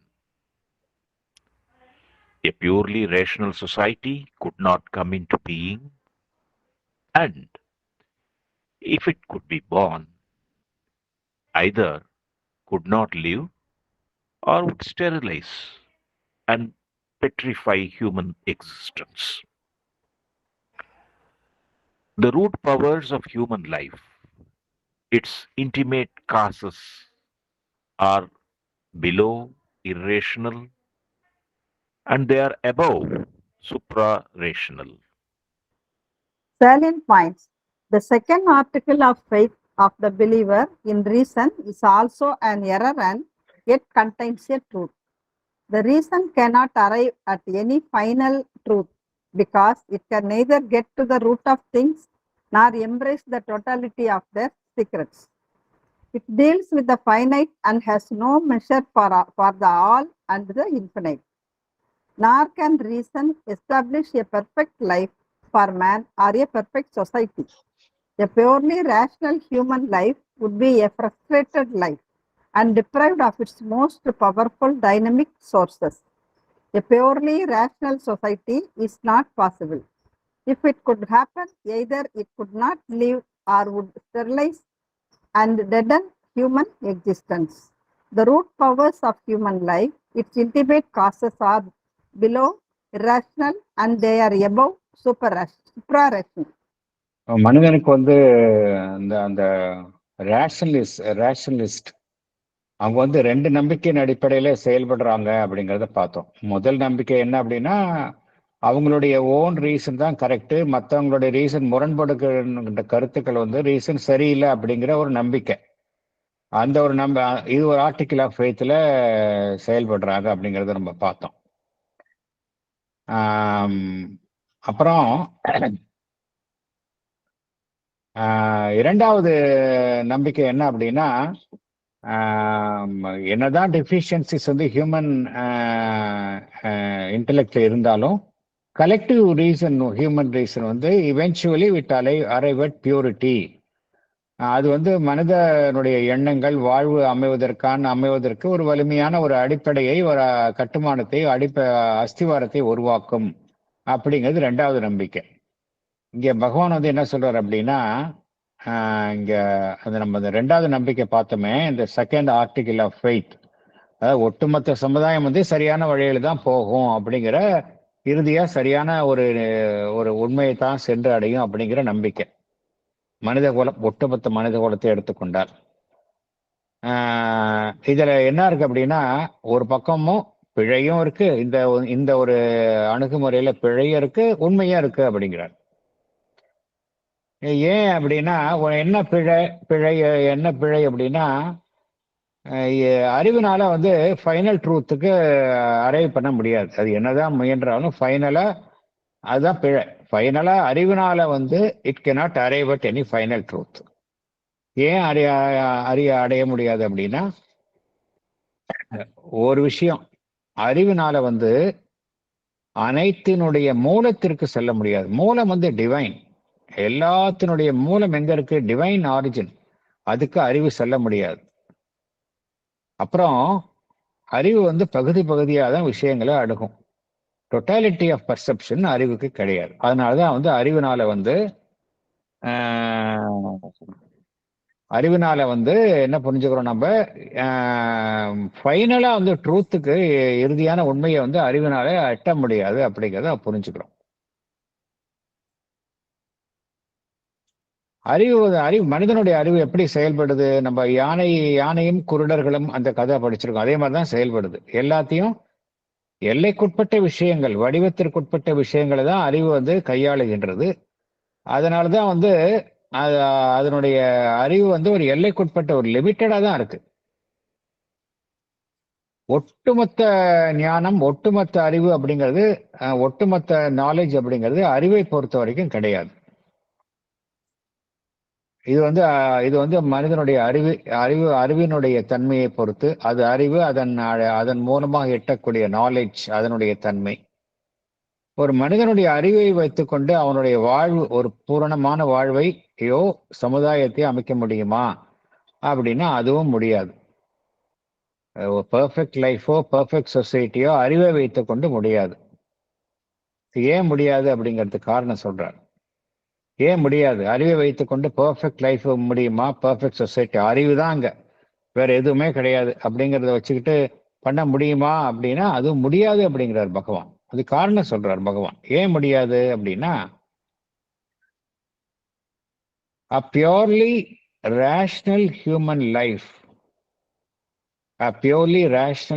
life would be a life balked and deprived of its most powerful dynamic sources. இங்க பகவான் என்ன சொல்றாரு அப்படின்னா, இந்த packed அப்படின்னு என்ன அர்த்தம்னா, ஒரு துவண்டு விடுதல், ஃப்ரஸ்ட்ரேட் ஆயிடுறது, மேல ப்ரொசீட் பண்ண முடியாம அப்படியே ஸ்தம்பிச்சு போறது, அப்படிதான் ஆயிடும் அப்படிங்கிறார். பியூர்லி ரேஷனல் ஹியூமன் லைஃப் வந்து ஒரு தேக்க நிலை தான் அடைஞ்சிடும் அப்படிங்கிறார். வாழ்வுகளுடைய துடிப்பு அங்க இருக்காது அப்படிங்கிறார். ரேஷனலா இருந்ததுன்னா மெக்கானிக்கலா, இப்ப இயந்திரம் கூட தான் ரேஷனலா ஒர்க் பண்ணுது, அதுக்காக இயந்திர கதியா இருக்க முடியுமா? அந்த வாழ்வினுடைய துடிப்பு அங்க இருக்காது அப்படிங்கிறார். A purely rational human life would be a life balked and deprived of its most powerful dynamic sources அப்படிங்கிறார். இது எப்படின்னா பகவான் என்ன சொல்றாரு அப்படின்னா, ஒப்பிடுகின்றார், ஒரு அனாலஜி சொல்றார். ஒரு மந்திரி வந்து மன்னருக்கு பதிலாக சப்ஸ்டியூட் பண்ண முடியுமா? It's not possible. அது போலதான் இருக்கும் அப்படிங்கிறார். It would be a substitution of the minister for the sovereign. சாவரின்னா இது மனிதனுடைய ஆன்மன், அதுதான் வந்து வழி நடத்தின வாழ்வை. அறிவு வந்து வழி நடத்த முடியாது. அப்புறம் பியூர்லி ரேஷனல் சொசைட்டி வந்து சாத்தியமா? அது மாதிரி ஒரு பியூர்லி ரேஷனல் அறிவு சார்ந்த சமுதாயம் என்பது உருவாகுவதற்கு சாத்தியமா அப்படின்னா சாத்தியம் இல்லை அப்படிங்கிறார். அப்படியே அது உருவாகி உருவாகி தோன்றினாலும் நெடுநாள் அதனால நிலைத்திருக்க முடியாது. அல்லது அது மனித வாழ்வை ஒரு வறண்ட ஒரு அமைப்பாக மாற்றிவிடும். வறண்ட உயிரற்ற ஒரு அமைப்பாக அது மாற்றிவிடும் அப்படிங்கிறார். மனிதனுடைய வாழ்வினுடைய மூல சக்திகள் எங்க இருக்கு? Root powers of human life எங்க இருக்கு அப்படின்னா, பகவான் சொல்றார், its intimate causes are below. பிலோன்னு எங்க இருக்கு? நம்முடைய ஜீவனுக்கு உள்ள இருக்கு. அதோட இன்டிமேட் காசஸ் கீழே இருக்கு. அது அறிவுக்கு கீழே இருக்கு. இர்ரேஷனல் என்ன அர்த்தம்னா, it is the where reason cannot reach. Its intimate causes are below irrational. அதே போல நமக்கு மேலேயும் இருக்கு. They are above supra rational. அதனாலதான் அறிவை வைத்துக்கொண்டு மனிதனுடைய வாழ்வை செம்மைப்படுத்த முடியாது அப்படிங்கிறார். அது பர்ஃபெக்ட் சொசைட்டியோ பர்ஃபெக்ட் ஹியூமன் லைஃபையோ கொடுக்க முடியாது அறிவை வைத்துக்கொண்டு அப்படின்னு சொல்றாரு. But this is true that by constant enlargement, purification, openness, the reason of man is bound to arrive at an intelligent sense, even of that which is hidden from it. A power of passive yet sympathetic reflection of the light that surpasses it. Its limit is reached, its function is finished, when it can say to man, there is a soul, a self, a God in the world, and in man who works concealed, and all is his self-concealing and gradual self-unfolding. His minister I have been, slowly to unseal your eyes, remove the thick indicuments of your vision until there is only my own luminous veil between you and him. Remove that and make the soul of man one in fact and nature with this divine. Then you will know yourself, discover the highest and widest law of your being, become the possessors, or at least the receivers and instruments of a higher will and knowledge than mine, and lay hold at last on the true secret and the whole sense of a human and yet divine living. Thank you, sir. Salient points. It is true that by constant enlargement, purification, openness, the reason of man is bound to arrive at an intelligent sense even of that which is hidden from it. It can arrive at a power of passive yet sympathetic reflection of the light that surpasses it. Its limit is reached, its function is finished when it discovers that there is a soul, a self, a God in the world and in man who works concealed, and all is his self-concealing and gradual self-unfolding. Reason discovers that he is only a minister and the soul is the king. Reason's duty is to slowly to open man's eyes, remove the thick covering of his vision until there is only reason's own luminous veil between man and his soul. To remove that and make the soul of man one in fact and nature with this divine. Then man will know himself, discover the highest and widest law of his being, become the possessor or at least the receiver and instrument of a higher will and knowledge than reason. He will lay hold at last on the true secret and the whole sense of a human and a divine living. இங்க பகவான் முக்கியமான கருத்தை சொல்றார். என்ன சொல்றார் அப்படின்னா, மனிதனுடைய அறிவும் பார்த்தோம் அப்படின்னா அதுல நிறைய குறைகள்லாம் பார்த்தோம். நம்ம பர்ஃபெக்ட் லைஃப் கொடுக்க முடியாது, பர்ஃபெக்ட் சொசைட்டி கொடுக்க முடியாது, பியூர்லி ரீசன் அடிப்படையில எந்த விதமான மனித சமுதாயமோ வாழ்வோ அமைக்கவே முடியாது அப்படின்ட்டார். இருந்தாலும் அந்த மனிதனுடைய அறிவும் எதனுடைய இயக்கத்தில் இருக்கு அப்படின்னா, பரிணாமத்தில் இயக்கத்தில் தான் மனிதனுடைய அறிவும். யார் இந்த எவல்யூஷனை கண்டக்ட் பண்றாங்களோ நடத்துறாங்களோ அதுதான் பகவான் சாவத்தில் எப்படி சொல்றார் அப்படின்னா, மாஸ்டர் ஆஃப் எவல்யூஷன் அப்படிங்கிறார். இதெல்லாம் இருக்குது அப்படின்னா அதுக்கு பின்னாடி ஒரு மாஸ்டர் இருக்காரு. அதுதான் இந்த எவல்யூஷனை கண்டக்ட் பண்ணுது. அதுதான் மனிதன் கிட்ட அறிவை கொடுத்து இப்படிலாம் செயல்படணும்னு அதுதான் டிசைட் பண்ணுது. இதுல என்ன நடைபெறுகின்றது அப்படின்னா, அந்த அறிவு இது மாதிரி தட்டுத்தாடு மாதிரி செயல்பட்டாலும் தொடர்ந்து நம்ம விரிவடைந்து கொண்டே செல்கின்றோம், முன்னேறி கொண்டே செல்கின்றோம் அப்படிங்கிறது உண்மை. தோ நாட் கம்ப்ளீட்டா நம்ம அந்த நிலையை அடையினாலும் முன்னேற்றத்தை நோக்கி பயணித்துக் கொண்டிருக்கின்றோம். இந்த பியூரிஃபிகேஷன் நடக்குது. இதெல்லாம் அறிவின் மூலமாக நடந்து கொண்டே இருக்கின்றது. இது எங்க கொண்டு முடியும் அப்படின்னா, பகவான் என்ன சொல்றாரு அப்படின்னா, ஒரு முக்கியமான கருத்தை சொல்றாரு. என்ன சொல்றாரு அப்படின்னா, எது இப்ப நம்மளுடைய பார்வையிலிருந்து மறைந்திருக்கோ, எது நம்மளுடைய உள்ள இருக்கக்கூடிய மெய்ப்பொருள் ஆன்மன், அதுல கொண்டு போய் சேர்க்கும் அப்படிங்கிறார். அறிவினுடைய செயல்பாட்டு தட்டு மாதிரி இருந்தாலும் அது இறுதியில அதுல கொண்டு போய் சேர்க்கும் அப்படிங்கிறாரு. அதான் ஏன்னா அதுதான் பரிணாமத்தினுடைய நோக்கம். But this is true that by constant enlargement, purification, openness, the reason of man is bound to arrive at an intelligent sense, even of that which is hidden from it. எது அது அறிவினுடைய பார்வையிலிருந்து மறைந்திருக்கோ, ஆன்மா குறித்த விஷயங்கள், மெய்ப்பொருள் குறித்த விஷயங்கள், அதை அறிந்து கொள்ளும் அப்படிங்கிறார். அப்புறம் அந்த ஒரு ஆன்ம ஒளி இந்த மனிதனுடைய அறிவுக்கும் ஒரு ஒளியூட்டும் அப்படிங்கிறார். அறிவுக்கு அதற்கென்றே ஒரு ஒளி இல்லாட்டி கூட ஆன்மனுடைய ஒளியினுடைய ஒரு செல்வாக்கினால இந்த மனிதனுடைய அறிவும் ஒளியூட்டப்படும் அப்படிங்கிறார்.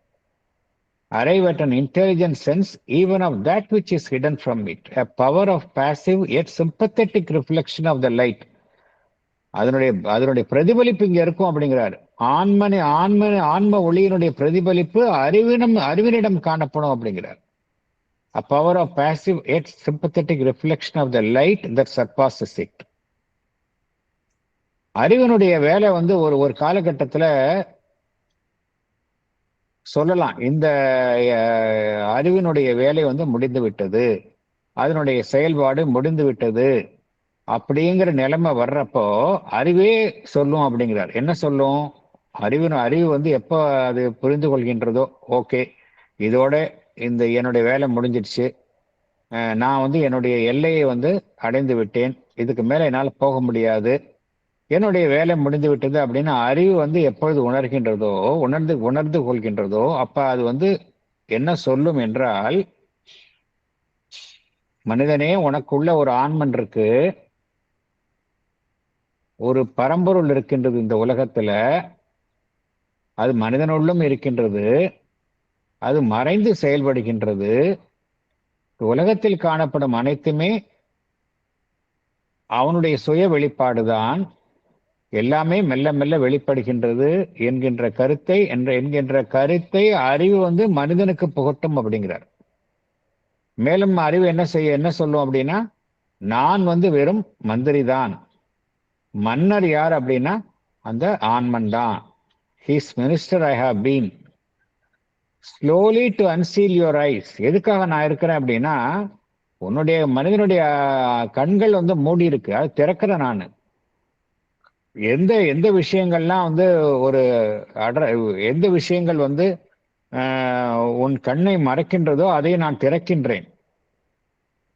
திறந்து என்ன செய்கின்றேன், உனக்கும் ஆண்மனுக்கும் இடையில் ஒரு ஒளியுள்ள ஒரு திரையை மாத்திரம்தான் நான் உருவாக்குகின்றேன். ஒளியுள்ள திரையை நான் உருவாக்குகின்றேன். என்ன பகவான் என்ன சொல்றார் அப்படின்னா, until there is only my own luminous veil between you and him. அந்த அறிவு வந்து அந்த இடத்துல உருமாற்றம் அடைந்த நிலையில லியூமினஸ் வெயிலா மாறிடும் அப்படிங்கிறார். அறிவு டிரான்ஸ்ஃபார்ம் ஆயிருக்கும் அப்படிங்கிறார். அதையும் நீக்கிவிட்டால், remove that and make the soul of man one in fact and nature with is divine. மனிதனுடைய அதையும் நம்ம நீக்கிட்டோம் அப்படின்னா என்ன ஆகும் அப்படின்னா, மனிதனுடைய ஆன்மாவும் இயற்கையினுடைய ஆன்மாவும் பார்த்தோம் அப்படின்னா எல்லாமே அந்த பரம்பொருளுடன் இரண்டரை கலந்து விடும். அப்போ என்ன ஆகும் அப்படின்னா, மனிதன் தான் யார் என்பதை அறிந்து கொள்வான். அவனை வழிநடத்தும் அந்த உயர்வான விதியை அவன் கண்டறிவான். அந்த எந்த உயர் சங்கல்பம், மேலான சங்கல்பம், அறிவு இந்த மனிதனையும் அவன் வாழ்க்கையும் வழி நடத்துகின்றதோ அதை மனிதன் தனக்குள் அடைவான் அப்படிங்கிறார். அப்புறம் he will lay hold at last on the true secret and the whole sense of a human and yet divine living அப்படிங்கிறார். அதாவது மனிதனுடைய வாழ்வுல பார்த்தோம் அப்படின்னா, இப்பொழுது பார்த்தோம் அப்படின்னா அறியாமைக்குட்பட்ட வாழ்வுல நம்ம எல்லாருமே வாழ்ந்து கொண்டிருக்கின்றோம். ஆனால் தெய்வீக வாழ்வதற்கு எப்படி வாழ்வது அப்படிங்கிறதுக்கான அதற்கான ரகசியம் நமக்குள்ளதான் இருக்குது. எப்படி ஒரு சாதாரண வாழ்விலிருந்து தெய்வீக வாழ்வை நோக்கி செல்வது என்பதற்கான ரகசியம் நமக்குள்ளதான் இருக்கு. அந்த ரகசியம் அப்ப நம்மால உணர முடியும் அப்படிங்கிறார். He will lay hold at last on the true secret and the whole sense of a human and yet divine living. இது எப்போ சாத்தியம் அப்படின்னா, இது மாதிரி ஒரு ஒரு ஒரு ரெவலேஷன், ஒரு சுய ஞானம், ஒரு ரியலைசேஷன் எப்போ சாத்தியம் அப்படின்னா, அறிவு தன்னுடைய உச்சக்கட்ட நிலையை எய்தி இது வரைக்கும் தான் என்னால செல்ல முடியும், அதுக்கு அடுத்த நிலைக்கு செல்ல முடியாது அப்படிங்கிற நிலையை உணரும் பொழுது இந்த மெய்ப்பொருள் குறித்த உண்மையை அறிவே மனிதனுக்கு புகட்டும் அப்படிங்கிறார். ஸோ இதுதான் ரீசனினுடைய ஒரு லிமிட்டேஷன்ஸ். இத்துடன் இந்த சாப்டர் முடியுது.